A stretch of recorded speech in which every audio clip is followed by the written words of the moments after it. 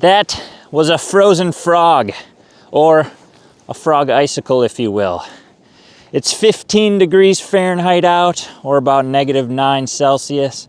And right now, beneath my feet, there are animals that are, by every medical definition, dead. Their hearts have stopped, their brains are offline, their blood has turned into a syrup. If you tried to do what they do, your cells would shatter from the inside out. But in 2 months, the wood frog will walk it off like it's nothing. Or should I say, hop it off. Yeah. At first glance, the wood frog looks completely normal. Small, brown, kind of forgettable. But this frog lives farther north than any other amphibian in North America, all the way up to Alaska. And it survives winters that are brutal to most other amphibians. Here's one frozen that I actually found. Now, the frog isn't hibernating, its heart has stopped. It isn't breathing, there's no detectable brain activity.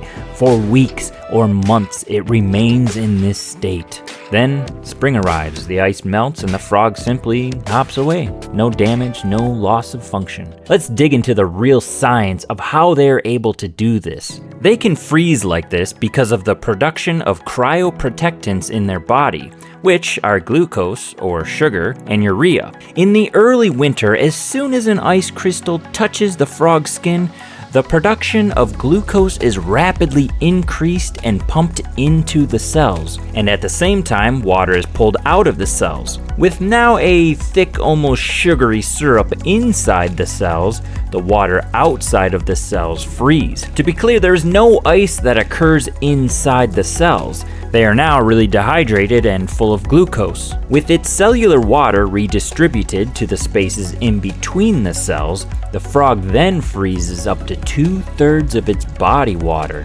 Now, humans obviously can't do this. When our skin freezes, the water is pulled out of the cells, causing the cells to collapse, which is what frostbite is. Whereas the frog cells are full of glucose for support. Not all wood frogs are created equal.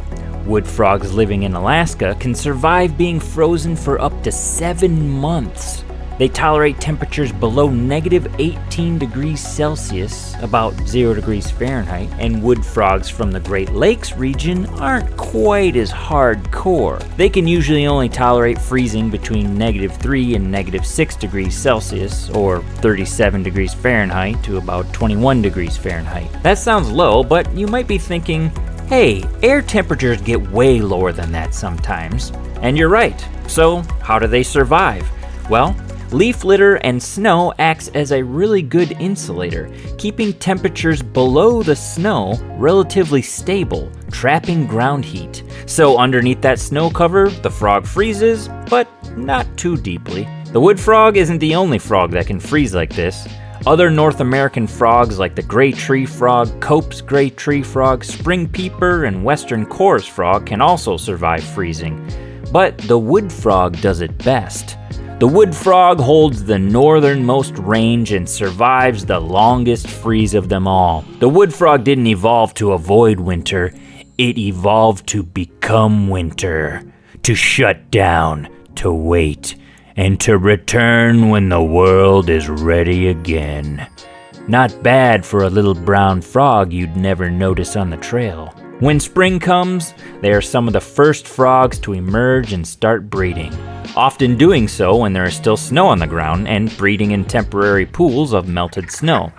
Their call is a unique quacking that you might have heard in early spring if you live within their range. They then leave their tadpoles to fend for themselves and to develop into future frog cryo champions. It seems almost like science fiction, but medical researchers are studying the wood frog right now. The hope is that we can figure out exactly how they use that glucose cocktail to preserve their cells. We might be able to apply it to human organs. Imagine being able to freeze a human heart or kidney for transport without damaging it. Pretty cool. Well, that's all I have for now. Thanks for watching.